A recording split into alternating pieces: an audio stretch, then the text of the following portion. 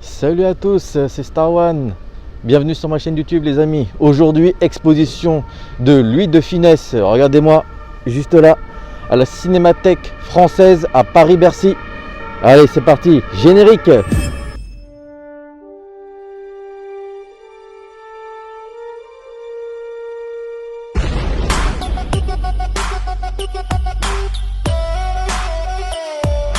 Bienvenue à la Cinémathèque française.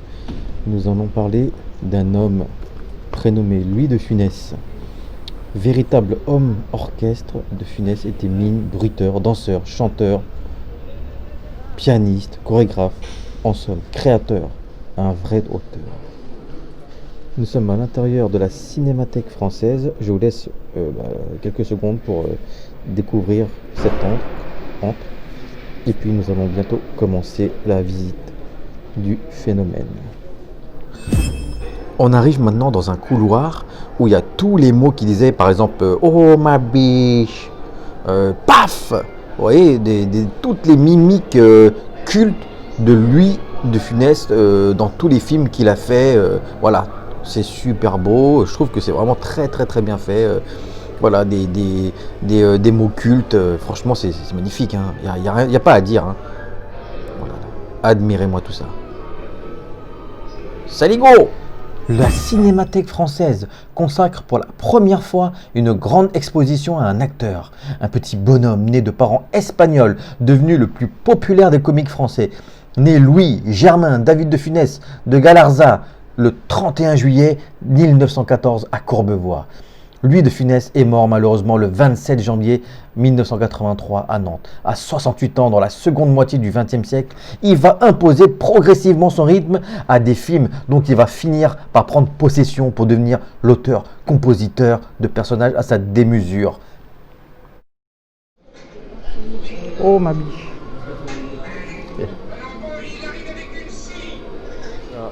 Là on peut voir Louis de Funès de bonne humeur. On peut le voir satisfait. Voilà. On peut le voir content. Là, il est content. Là, là il est très content. Là, il est écarquillé. Là. Oh. Là, il est ému.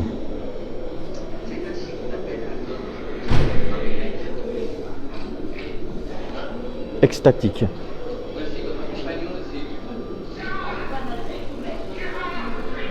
Modeste.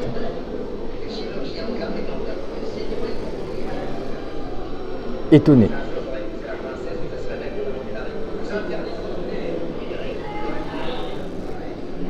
Il est timide. Pensif.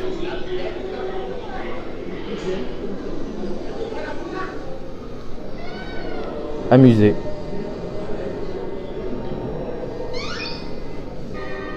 Attendri.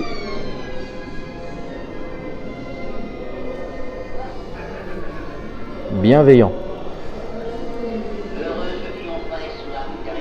Toutes les mimiques de Louis de Funès. Bonjour.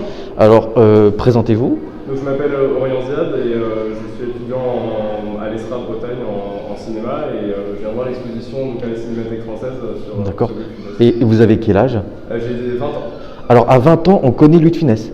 Bah évidemment, je pense que je suis pas le seul à la connaître, mais non, évidemment, je pense que tous les jeunes de 20 ans connaissent. C'est intergénérationnel en fait. Tout le monde connaît Louis de Funès pour. Tout le monde connaît Louis de Funès.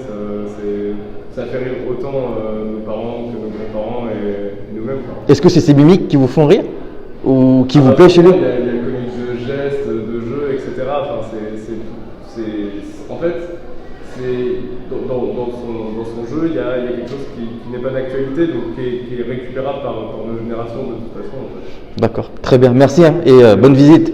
Merci bien. Je vous montre aussi voilà, des illustrations, des tableaux de leur moment, des revues, de tout ce que Louis de Funès a fait dans sa carrière, enfin dans sa première modeste carrière, avant d'être vraiment l'homme le plus populaire de France. Hein. Voilà, hein, vous voyez tout ça, des illustrations écrites. Voilà. Vous avez le tableau des jours de tournage. Voilà, avec la traversée de Paris. Voilà, l'un des premiers téléphones du film. Voilà, il y a bien marqué, hein. Voilà. C'est gigantesque, hein. Vraiment, tout est vraiment vrai, hein. Voilà, là c'était l'affiche, la traversée de Paris, avec Jean Gabin, Bourvil. Voilà, un extrait du film. C'est super, c'est génial. Les nostalgiques de Louis de Funès seront ravis. Voilà, nous voici dans ses œuvres. On continue, regardez-moi ça. Regardez-moi ça. Nous sommes dans les œuvres de Louis de Funès. C'est magique. Les nostalgiques de Louis de Funès, vous allez kiffer. Regardez-moi ça.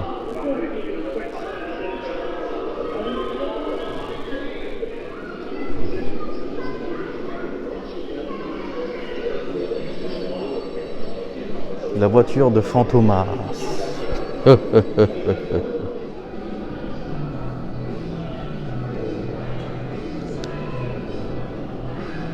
Je t'aurai, Fantomas, je t'aurai. Passons au cultissime et bien entendu le célèbre Rabbi Jacob.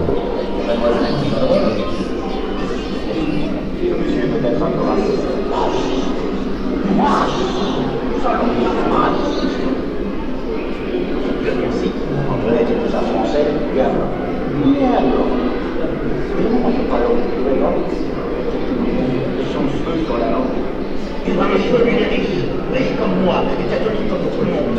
Pas comme tout le monde, monsieur. Parce que moi, par exemple, je suis juif.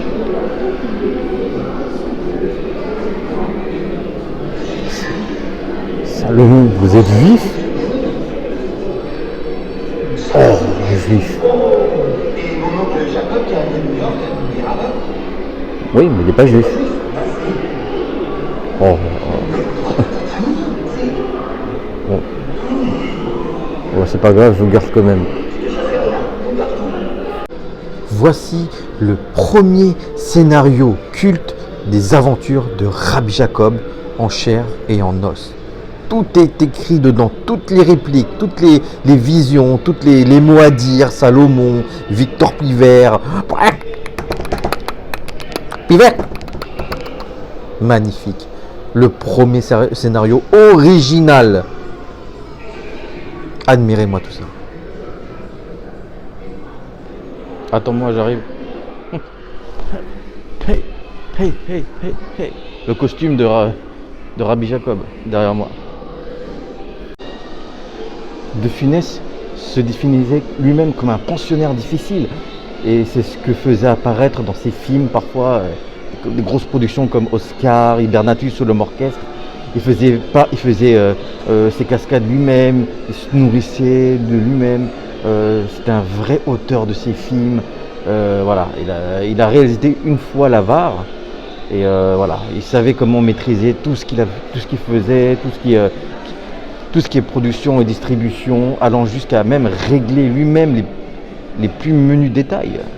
Au moment de sa mort, il préparait aussi son premier scénario original. C'est vraiment très dommage, quoi, vraiment. Louis de Funès était assez difficile. La carrière de Louis de Funès explose en 1964 et 65 quand tout s'enchaîne. Le triomphe au box-office, tout. Le comédien connaît alors un véritable carton. Le comédien connaît une crise de connaissances, multiplier tous les genres, les exigences et les ingérences, entraînant des revirements, des hésitations qui mettent à rude épreuve les nerfs et les producteurs et des réalisateurs. Alors, qu'est-ce que vous pensez de Louis de Funès? Nous, Louis de Funès, c'est notre père depuis qu'on est toute petite qui nous fait regarder. Il nous a fait regarder les films et donc on a un peu grandi avec cet humour, un peu de clown. Donc voilà, ça fait remonter en plus des souvenirs pour nous. Quel est le film que vous préférez un des films de Louis de Funès? Je pense que je dirais La Grande Vadrouille, mais j'en ai pas vu depuis longtemps, donc je préfère. Vous savez faire un petit mimique de Louis de Funès ou pas? Comment? Vous savez faire un petit mimique de Louis de Funès ou pas? Un mime de... Oui, un petit mimique qu'il fait à chaque fois dans ses films. Donc... Merci, bonne visite. Merci. Passons au cultissime Gendarme de Saint-Tropez. Le Gendarme de Saint-Tropez est une hexalogie cinématographique française réalisée par Jean Giraud. Cette saga est composée de 6 opus, sortis sur une longue période de 18 ans.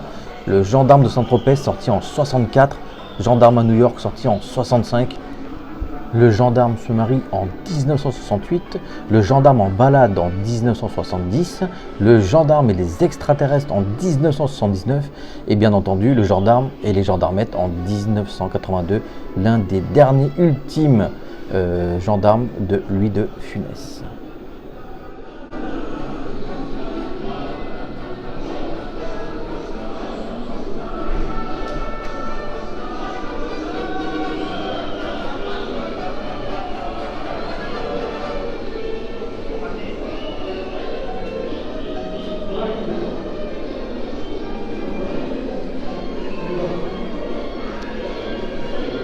Salut Cruchot. Ah. Hiver comme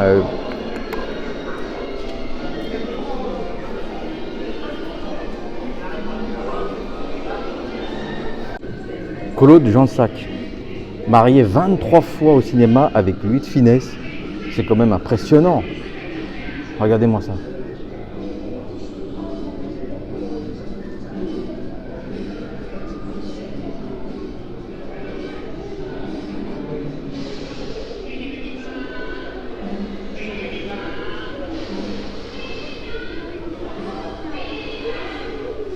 Oh ma biche, oh. Et les amis, je suis avec la denrée.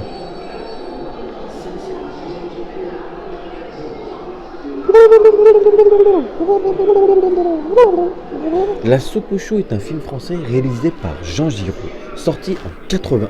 Comédie mêlée de science-fiction, adaptation du roman du même nom de René Fallet, paru en 80. Le film rassemble les acteurs Louis de Funès, dont c'était l'avant-dernier film, Jean Carmet et Jacques Villeray bien sûr.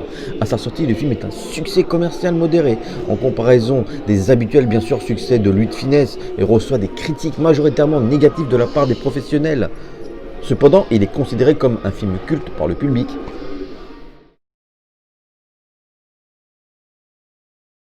Pour moi, c'est un grand acteur. Moi, c'est La soupe au chou. Oui. Voilà, c'est ça. La soupe au chou que j'ai. C'est le meilleur film que vous aimez? C'est celui-là. Lequel j'aimerais le plus? Oui, parce que je pense que c'est celui où il est au maximum de son. Enfin, c'est burlesque, vraiment. Alors, pourtant, La soupe au chou, c'est l'un de ses derniers films. Hein. Oui. Là où il était un peu plus vieux. Oui, Bon. mais j'aime bien. Bah, après, moi, je suis jeune, hein. Oui, alors justement, je vais vous poser une question. Vous êtes jeune, donc Louis de Funès, il est intergénérationnel alors. Oui, complètement. C'est-à-dire que tout le monde le connaît alors. Complètement, oui. Après, je pense que ça dépend peut-être du milieu dans lequel on grandit aussi, mais moi, avec mes parents, en tout cas, j'ai vu quasiment tous les films. Quoi. D'accord. Est-ce qu'il y a un mimique que vous reconnaissez chez Louis de Funès? Qu'est-ce qu'il fait comme mime? Quel mime vous aimez chez lui? Ah bah tout. Mais je pense que quand il joue le bête, c'est vraiment là qu'il est le plus drôle. Après, pour moi, il exagère tout, chacun de ses traits de caractère, et tout, c'est vraiment génial. D'accord. Merci beaucoup. Merci. Merci. Voici la voiture qui a servi pour le tournage de La Grande Vadrouille. Superbe, avec le petit film juste à côté. C'est un film franco-britannique réalisé par Gérard Houry, sorti en 1966. Deuxième comédie de Gérard Houry après Le Cornio. Le film se déroule durant la Seconde Guerre mondiale, dans la France occupée, et raconte les déboires de deux Français totalement opposés par leur caractère et leurs origines sociales, se retrouvant obligés d'aider un petit groupe d'aviateurs britanniques à se rendre en zone libre, tout en étant poursuivis par les Allemands. Ces deux Français sont interprétés par Bourvil et Louis de Funès, duo vedette du Cornio, qui joue respectivement un peintre en bâtiment et un peu naïf, et un chef d'orchestre de l'Opéra de Paris très acariâtre et imbu de sa personne, à plus de 17 millions de téléspectateurs lors de sa première exploitation en salle. Voici les fameux casques qui ont servi pour le tournage de La Grande Vadrouille. Très beau, c'était vraiment les originaux. Je vais vous montrer aussi voilà, le scénario de La Grande Vadrouille. Et oui, là où tout est écrit, tout est dit, tout est fait, c'est magnifique. C'était le vrai scénario de La Grande Vadrouille, avec la petite baguette pour l'homme orchestre. aussi connu au Japon, hein.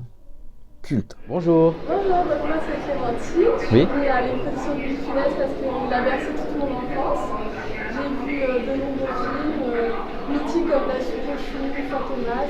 C'est un acteur que je trouve qu'il a un jeu de rôle unique. Ah bah ça c'est sûr. Et justement, quel est votre film préféré chez Louis de Funès? Fantomas. Bon choix. Et est-ce que vous avez un petit mimique comme il fait dans ses films? Non, vous savez pas ce qu'il fait, des petits trucs comme ça? Il est unique. Ah, il est unique, hein. Personne ne peut le remplacer, hein. Merci. La folie des grandeurs. La folie des grandeurs devait marquer la troisième association entre Gérard Houry et le duo Bourvil-Louis de Funès. Hélas, le décès de Bourvil empêcha cette nouvelle collaboration. Malgré tout, Gérard Houry n'abandonne pas son idée d'adapter ce film de Victor Hugo sur le ton de la comédie et transforma le personnage de Blaise que devait interpréter Bourvil. Et finalement, c'est Yves Montand qui l'a interprété.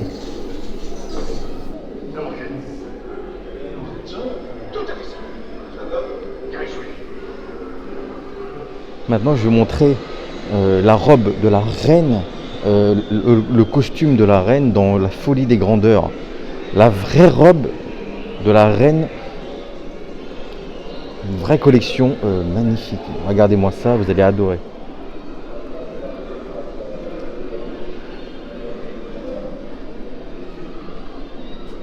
Voici le scénario de La folie des grandeurs. Voici quelques répliques.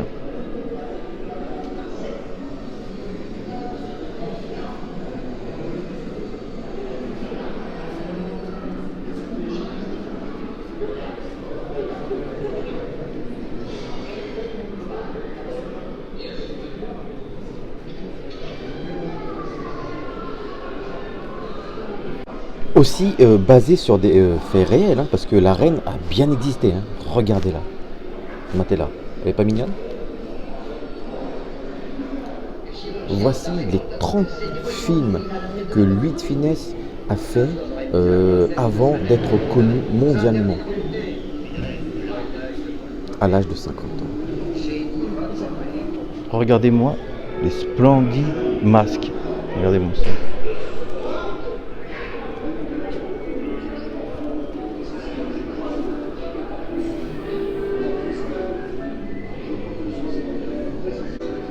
C'est super beau, vraiment. Je vais faire un tour, vous allez voir, regardez. C'est magnifique. Avec Le Cornio, Gérard Houry invente une nouvelle comédie avec Louis de Funès. Le Cornio. Magnifique film qui va propulser Louis de Funès aux succès mondiaux. Regardez-moi ça. Je vais vous montrer la carte de menu dans Le Grand Restaurant, le film avec Louis de Funès. Ça donne faim, j'ai la dalle. Et voilà la vraie carte pendant le tournage dans le film Le Grand Restaurant. Magnifique. C'était Monsieur Septine. Louis de Funès meurt à l'âge de 68 ans en 83. Je vous laisse quelques souvenirs de cet homme magnifique.